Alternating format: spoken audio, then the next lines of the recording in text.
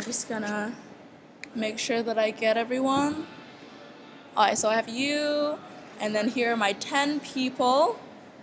Beautiful and very kind for doing this for me. Okay.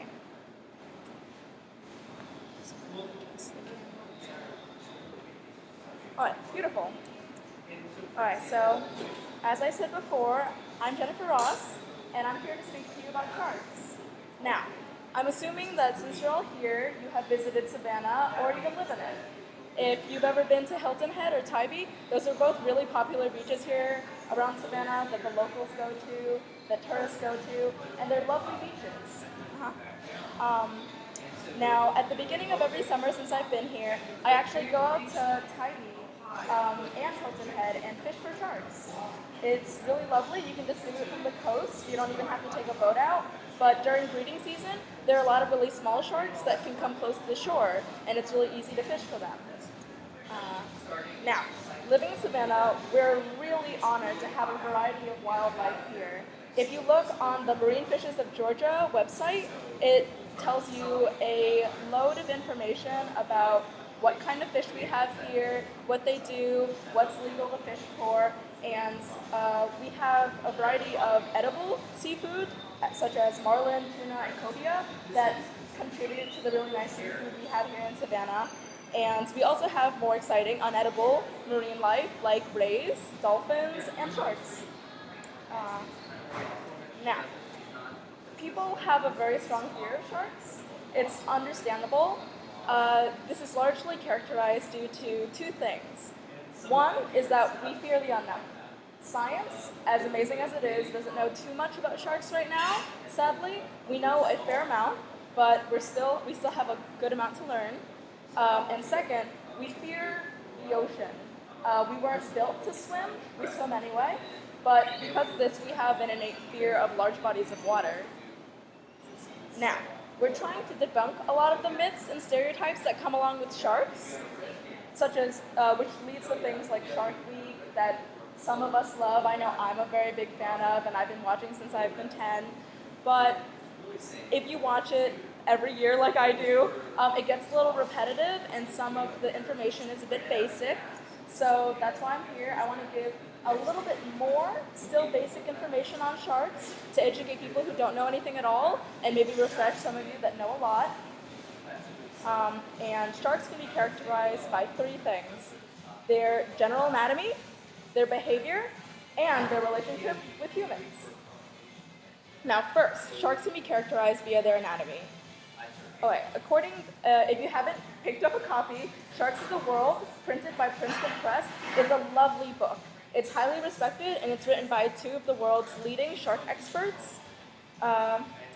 It says that there is a really simple way to differentiate between female sharks and male sharks. If you pick them up by a little bit underneath their gills, you can take a look at their pelvic fin down below, and if there's a presence of claspers, which is kind of two elongated cylindrical shaped objects, it is a male shark, and if there's a lack of claspers, then it is a female shark. Now, you may be familiar with the idea that sharks don't have a skeletal structure the same way that we do. They're entirely composed of cartilage, which is the thing that constructs our ears and our nose. It makes it very squishy and very flexible. It makes them able to be very flexible, swim very quickly. It's a very lightweight material, so it makes it so that they can really conserve energy and swim fast. It also makes it so that if they're on land for too long, what's interesting is that they can actually crush their internal organs because they don't have a very rigid skeletal structure the same way that we do, the same way that land-walking animals do. Also, due to the lack of a rigid skeletal structure, they don't have a jaw, which is funny because the blockbuster film Jaws is a little inaccurate. Yeah, they don't have a jaw, so their teeth are actually directly attached to their gums, unlike us. This makes it so that their teeth fall out all the time, and that way we can have the really neat, like, shark tooth necklaces that we do. They are constantly replacing their teeth throughout their entire lifetime. And also, their outer layer of skin is covered in dermal denticles. If you've ever touched a shark, you'll know that if you stroke them from head to tail, they're very smooth. But if you rub them from tail to head, you can actually be cut by these lacerated dermal denticles that will cause microcuts. Now, some sharks, it's intense enough that it can rip off your skin, but I've done it, and really, it just, if you do it lightly, it'll just feel rough. If you do it really hard, then it'll just cause an almost invisible but irritated rash on you. And fishermen that fish for sharks, they commonly refer to this phenomenon as shark rash. And I have a friend who's a fisherman that fishes up at Hilton Head. He's the one that brings me out every summer, and he says that he gets shark rash all the time. It's annoying. It's never been like incredibly awful. All right, so second, sharks can be characterized by their behaviors. Now, most sharks are solitary creatures, which means that they hunt alone, they feed alone, they travel alone. But there are some sharks that are communal hunters. One of them that's located in Savannah is the scalloped-head hammerhead shark. Hammerhead sharks have a vast variety of subspecies, and that's one that we are honored to have here in Savannah.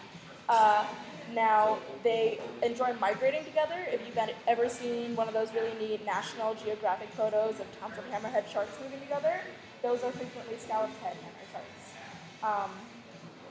And they enjoy migrating together and then staying as a group. They don't hunt together though. And once again, as I spoke before, there's largely not too much known about sharks.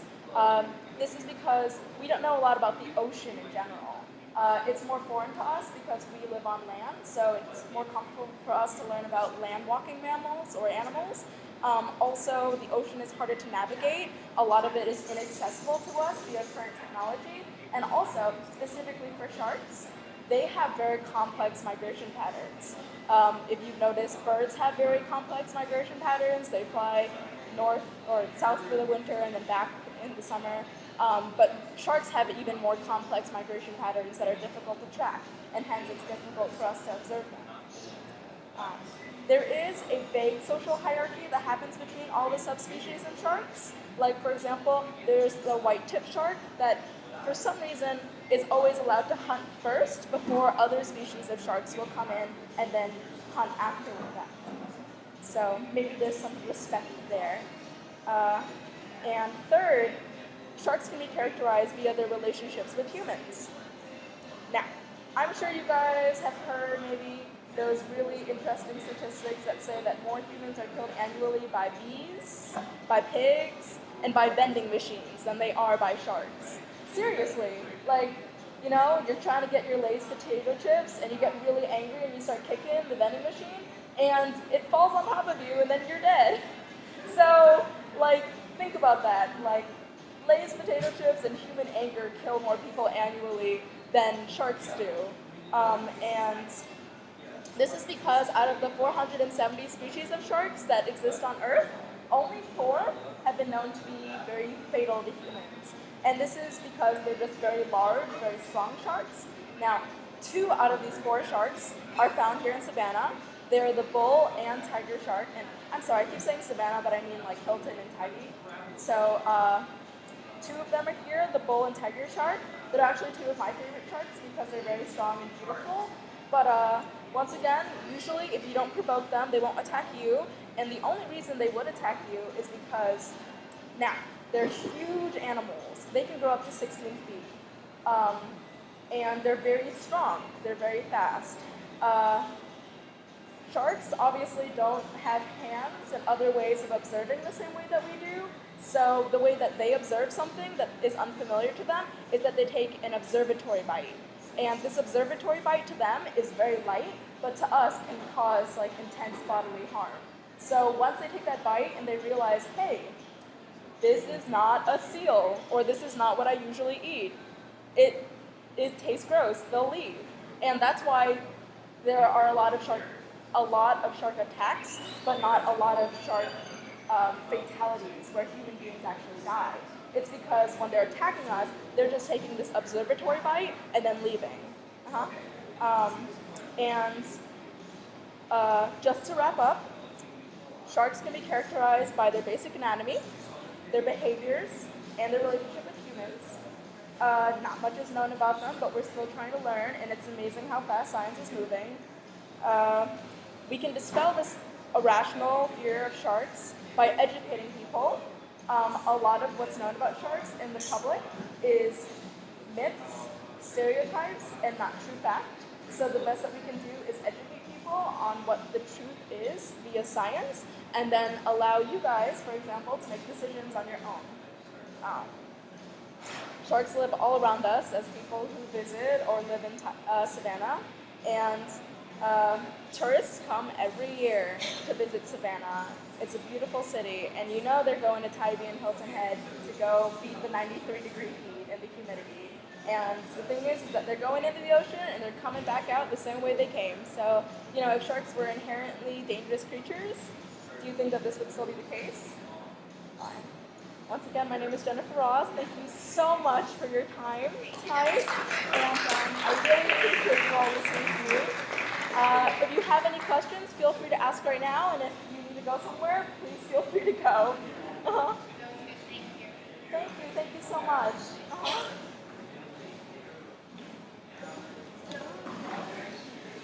Well done.